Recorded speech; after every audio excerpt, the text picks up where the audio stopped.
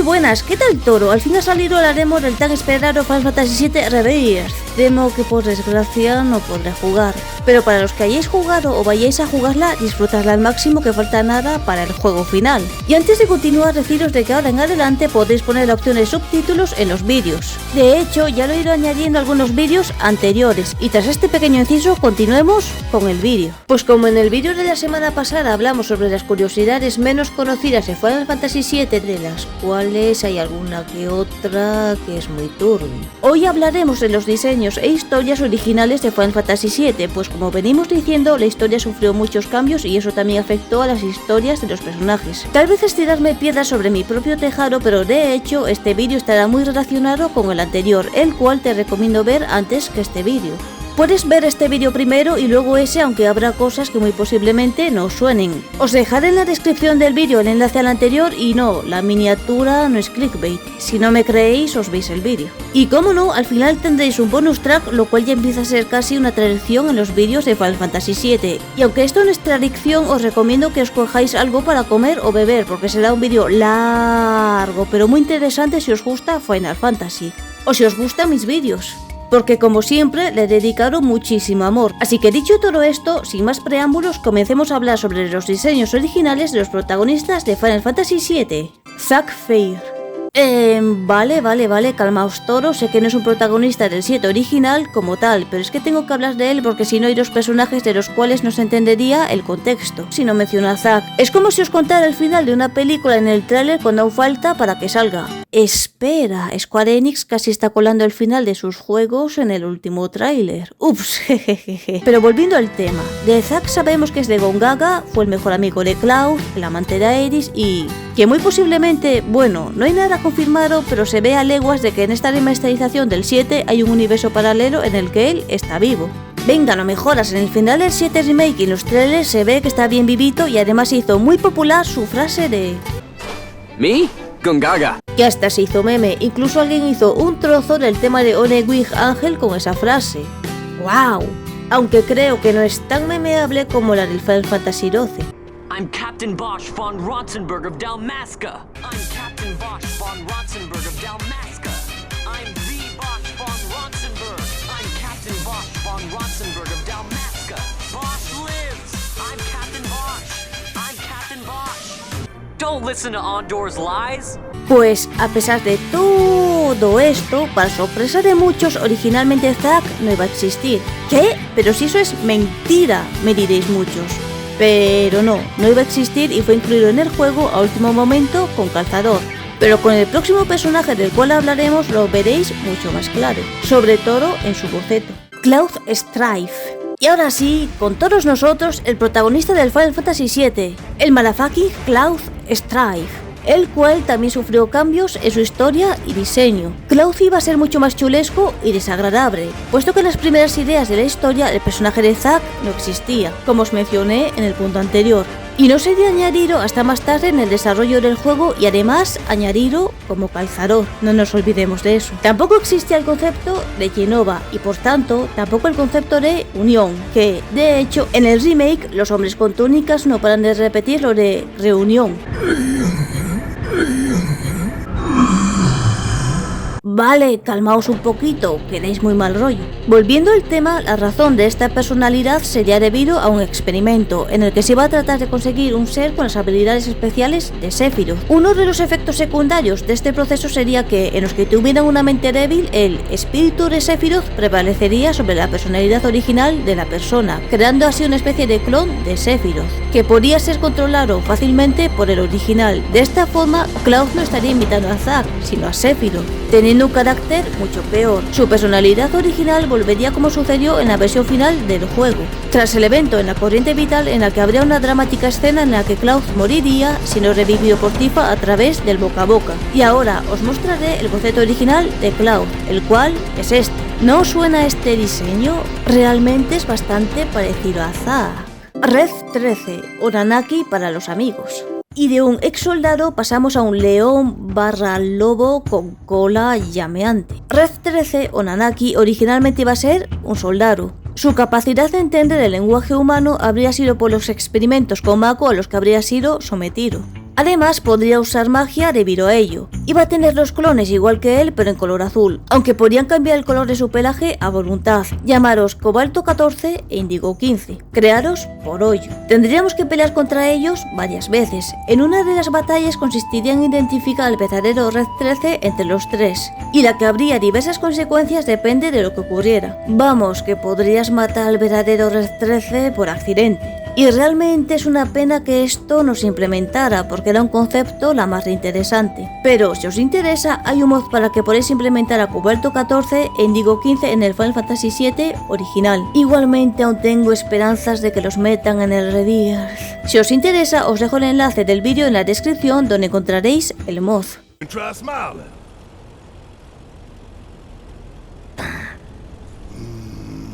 On second thought, maybe frowning suits you better. Hey, don't pout. Yuffie Kisaragi.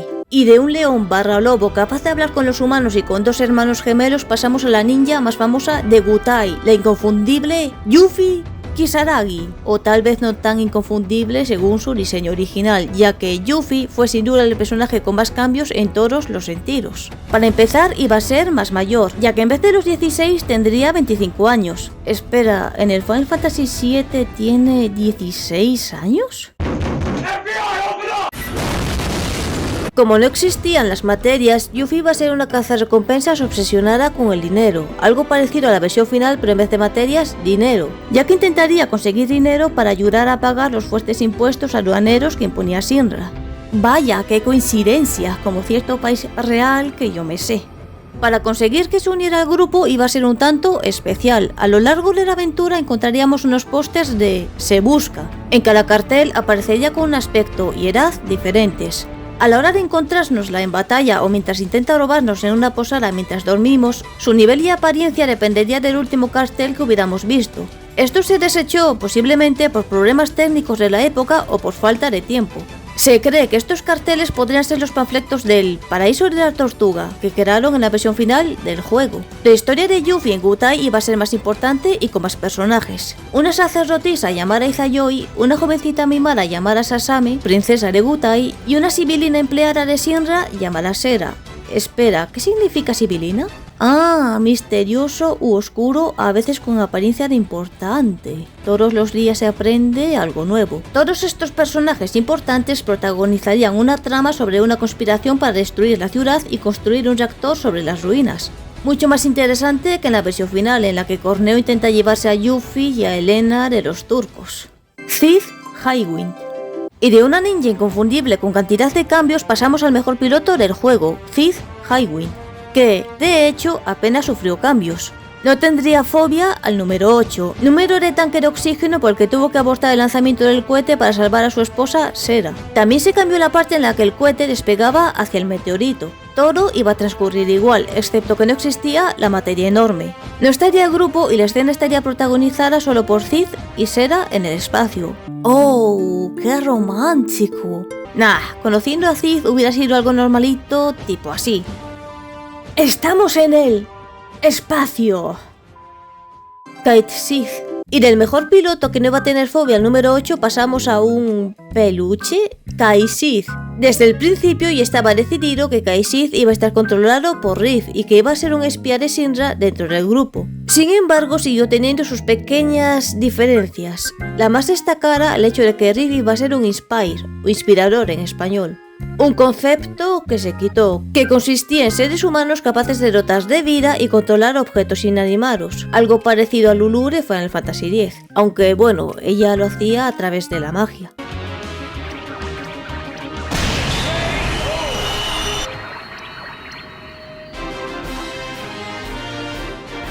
Esto le permitiría manejar mentalmente a Kai Sith y otras máquinas, como en una escena eliminada en la que apagaría de golpe todos los reactores de Mako. Inicialmente su arma no iba a ser un megáfono, sino un látigo o cartas de arma arrojadiza, algo así como Ace de Final Fantasy Type 0. Barret Wallace.